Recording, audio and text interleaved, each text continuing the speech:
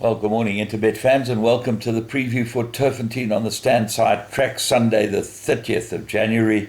And we got an 8-race program. The first race is off at 20 to 12, 11 and 40. Firstly, let's just have a recap on yesterday's racing. Competition, what can you say? Unbelievable feat, and I'm so pleased for the Crawford team, Harold and Michelle, father-daughter team. You know, Harold Crawford been a friend of mine for many, many, many years, and he's just a wonderful guy, and it's so great to see him winning a race like this, and to follow up after July shows you how good some trainers are that really don't get the opportunity. Give him a horse, they'll do the job. And he's one of those people, him and his daughter Michelle. So fantastic for them. Captain's Ransom, what can you say? She's an absolute champion. Where she won from, just impossible. She had absolutely no chance of winning from there, as did Sparkling Water. So those two really go down in the record books as races that were won when they shouldn't have won. They actually didn't have any chance of winning those races because of where they were positioned at the top of the straight. But they obviously got tremendous class, and Captain's Ransom, well, she proved it. But Mike de Kock took Sparkling Water down. He said she travelled okay, she'd win. Well, when she turned for home, I thought she got no chance of winning, and she did. And then Bohica, you've got to give a mention to the Aussie team.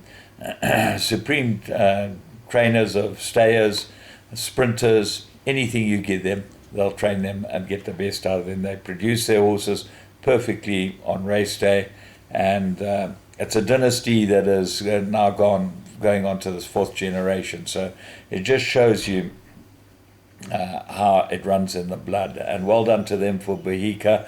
Long-standing friends of mine, the Gardeners. I'm so pleased for them. Wonderful to win a Group 1. And certainly with a horse like that, and he was just full of guts and full of class, and I thought Kamala ran a tremendous race on him to win.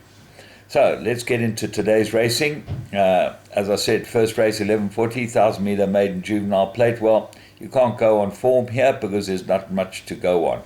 So who are the horses that look like they've been backed? Well, the money horses, Vartakus, from the Ashley Fortune stable. They've had juvenile winners. They know what's going on. They know whether they can win or not. And that's got to run very well.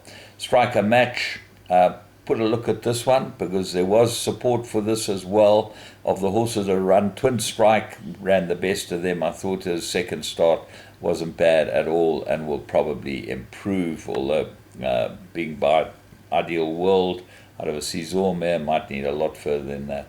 And then the other one that didn't run too badly was Without Equal, Calvin Habib for Sean Terry. That will probably improve a lot. Race 2, Maiden Plate, Fillies and Mares, 1160. Well, it's very hard to look past number 10, Time is Ticking. Mark Khan for Wire Mowing, very good first run, goes back to course and distance. Lot to like about it. Time is Ticking, and should be able to get it right here. Have a close look at a Pico, number 3, the Mike de Kock runner, gets the blinkers. And that might make a huge difference because it did show some glimpses of form. And Tracy's Princess, number 1, third run after rest, named after filly that the Ferraris team had a wonderful run with.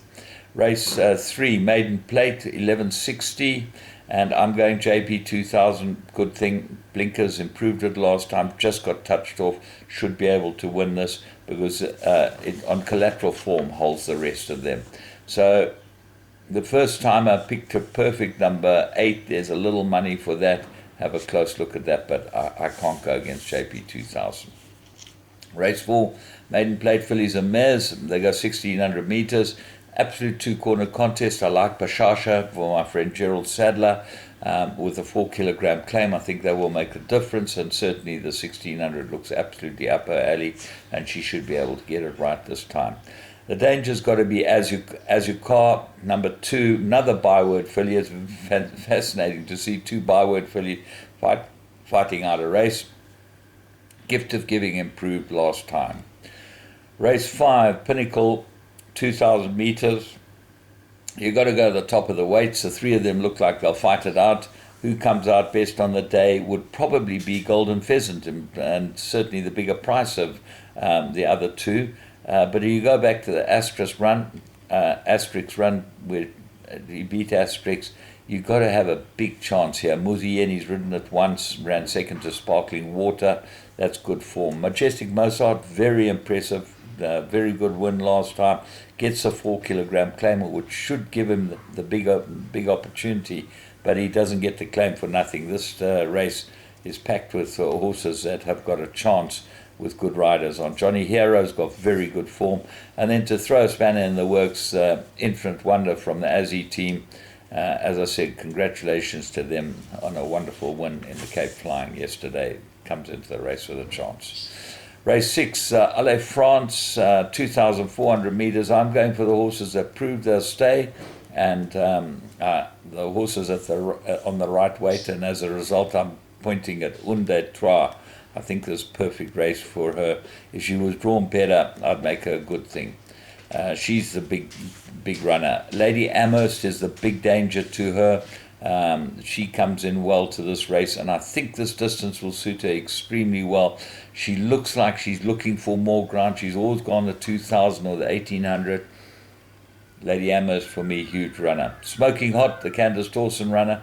Well, she's got a couple in the race, but that looks like the best of her three. And then Masakine stays well, but doesn't seem well in this race at all. So she might be worth throwing in as well. Race 7, the Wolf Power, 1,600 meters, and Express from the US is the dark horse here, number 1. Course and distance 5:13. Got to have a big chance. Almutana would be the top choice by miles if Kamala was riding it. He gets on well with this horse, and he's defected to ride Prince Evelyn off. Well, that gives you an idea that might be a big runner. 52.5 on its back. I think it goes into everything. Doesn't stop there. Chimes runs on. He's got some form, and I think he might be a bit of a roughie in the race. Willow Express has got form as well, and Indlamu, the other runner from the Sean Terry stable, might be there or thereabouts, but I'm going with Almutana and Prince Evelyn off. Race 8, this is a maiden plate, 1,600 meters. I think 3, Lison, Lucky Hoodlarkus' runner, is the right horse here. Chase Moujon gets a ride on it. Does look like he's ridden it the last twice. Does look like very hard to beat. The big danger is the 8-1 shot Raid, number 1. This horse is perfectly suited to this course and distance. Gets Sherman Brown again. You go back 4 runs, and that was its best run behind Heart of Harlem. It was a very, very good run indeed. That was his first run for the Stephen Moffat outfit. And they have a knack of just getting them right in the right places. I think he needed the run last time. He'll improve a lot. Pewter Sky, 4, got a big chance. And Duke of Normandy, well, ran a pretty good race first time out. Looks like it might improve. So, looks like a great day's racing. Should be some fun, and there should be some good racing at Turffontein on the Standside track. From me, James Goodman, and the whole Interbet team. Have a good one.